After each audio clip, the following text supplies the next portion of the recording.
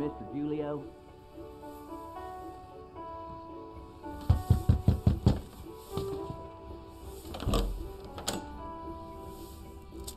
Thanks. Code red. You forgot your tip. That's all right. I insist. On the table by the bathroom.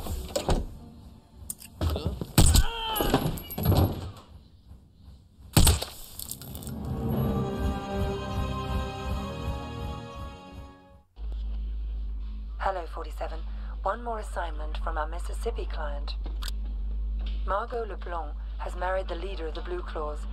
They were just married in a civil ceremony, but they'll be having a private ceremony for friends and family to celebrate. Your targets are the groom and the father of the bride. The bride herself is absolutely off limits. We ought to be able to get you back to civilization after this one. Okay, so I know a few people are going to be asking about 47 killing the mailman before. Now, the mailman, it's never been confirmed, but he may have been working for the franchise, that rival group of assassins that have been trying to kill 47. They're very aware of a lot of the missions he goes on, and they send assassins to try to kill him during those missions. And that envelope that he had said code red, which means to get rid of any loose ends, and the mailman, if you notice very carefully, he refuses the tip at first, and not too many people refuse a tip. So if you're offered a tip, you know, how often do people refuse a tip? It's kind of suspicious. It's never been proven whether the mailman was working with the franchise, but I guess that 47 didn't want to take any chances. But here we have the targets now. We have Buddy Muldoon, and he's actually the son of Skip Muldoon, the target that we killed previously on Death of the Mississippi. Hank Buddy Leitch Muldoon is a rather dim-witted son of a recently deceased Bayou smuggling lord. Rumor has it that he has taken over his father's business. He adores his new wife and looks forward with equal childish glee to the wedding cake and to the bedding, someone outside his own family. John LeBlanc. John LeBlanc's long-term involvement in organized crime has left him paranoid to a point where he can hardly function. While unhappy with his daughter's choice and husband, he is grateful for her handling the day-to-day business. He now spends most of his days watching TV and wandering the premises, mumbling to himself. Now we have to protect Margax LeBlanc. Margax LeBlanc runs the show on the island. As the only daughter of John LeBlanc, she has been brought up in a criminal man's world, and while friendly, she is rumored to be as ruthless as her father is insane. She is most likely the client in this case, and the client in the previous case, because they say this is both the same client from Mississippi. And remember, Skip Muldoon had pictures of her in the safe. That's what we had to retrieve. So she is most likely the client in this case. So let's start up this mission. Let's do this.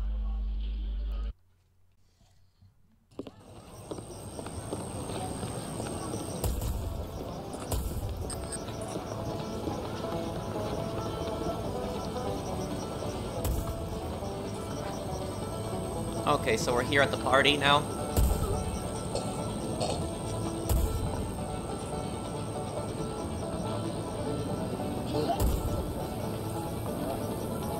It's a pretty big party, and what I like to do is I like to wait until this guest goes in that shed. He passes out there, we take his disguise.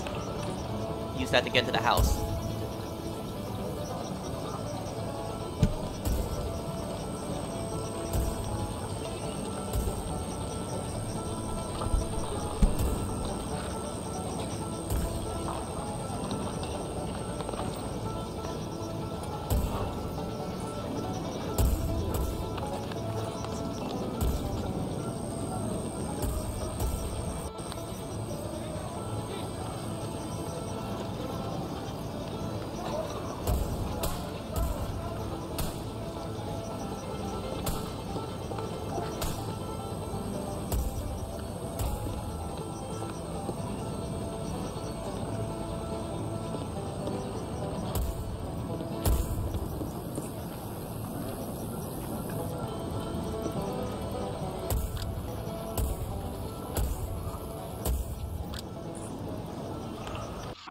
Take this.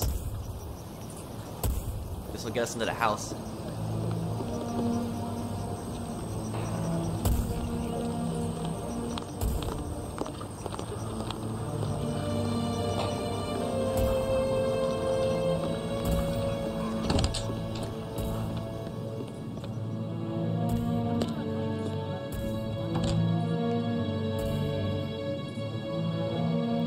Now there should be a guard.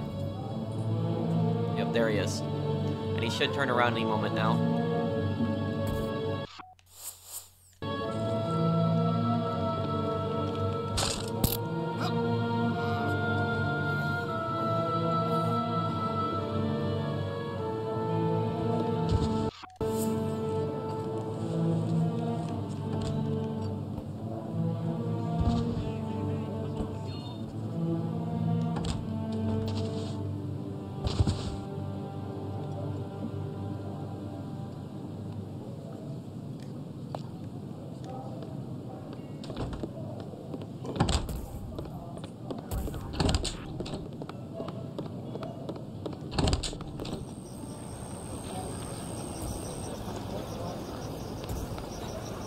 We have one target there. Okay.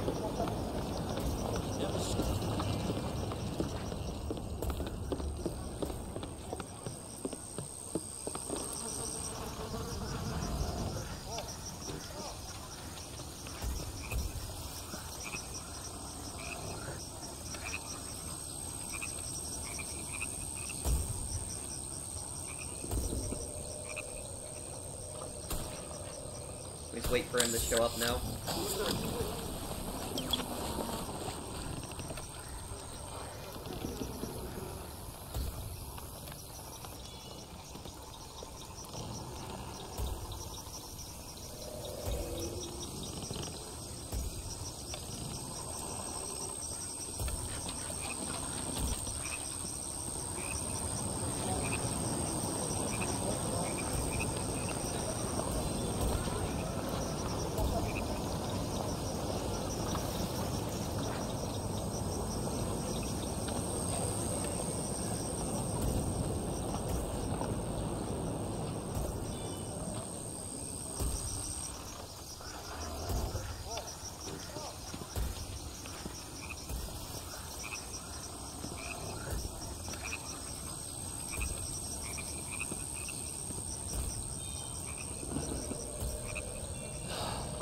I warned you, did.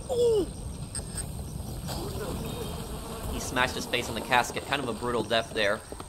Okay, we're gonna get rid of the groom now.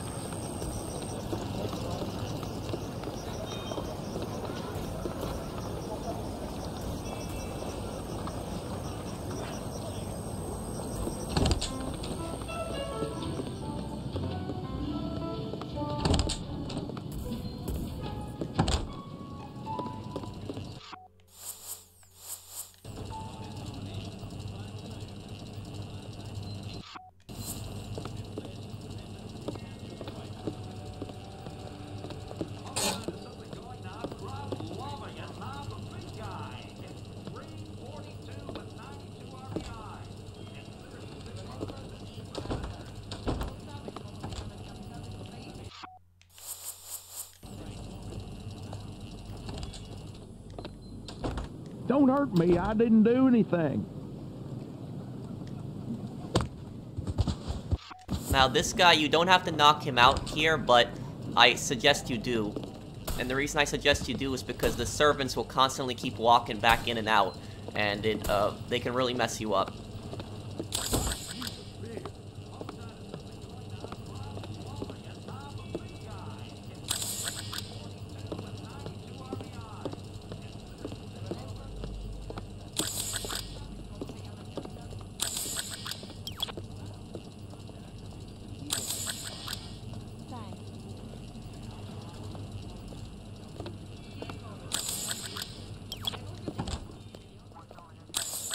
Here comes the groom.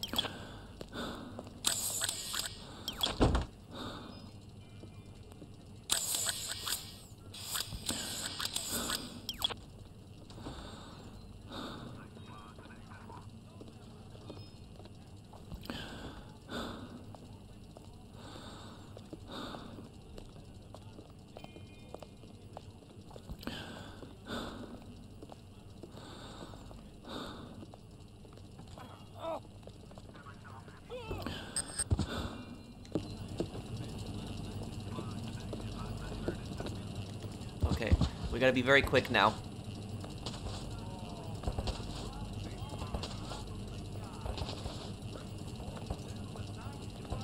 Eventually another waiter is gonna come in here.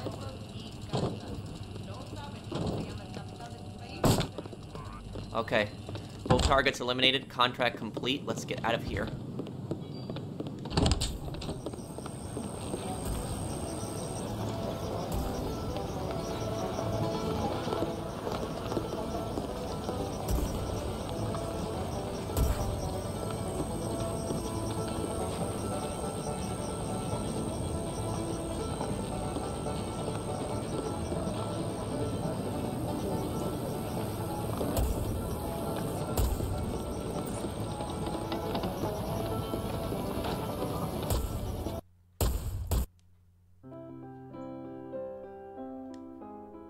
Silent assassin, nice.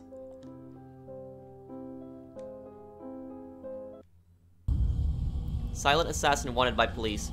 Pappy LeBlanc killed. Police suspect blood money is involved. Local police confirmed this morning that the local businessman Pappy LeBlanc and prospective son-in-law Hank Leitch were found dead at an old plantation mansion last night. Investigators are puzzled by the discovery of a hidden body at the scene and are attempting to determine whether or not the body is related to the crime. The police have stated that the lack of witnesses is making this an especially difficult case to investigate. The police have absolutely no clue of the killer's appearance, as nobody claims to have seen him or her.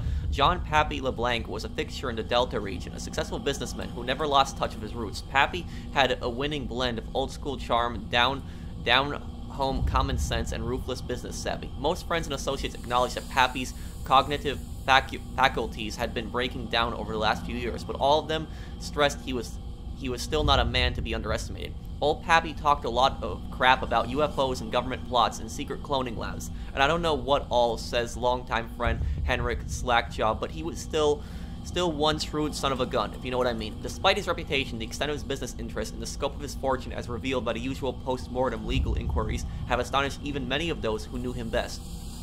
We all knew Pappy was doing alright, recalls one business associate, but I don't think anyone had any idea just how alright that was. I reckon you could have knocked his little girl over with a feather when she found out.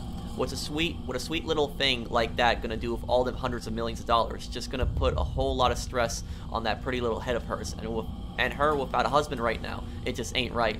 But she was probably the client that hired 47 in that case. So I hope that you guys enjoyed this part. I'll see you guys in the next one. Take care, everyone.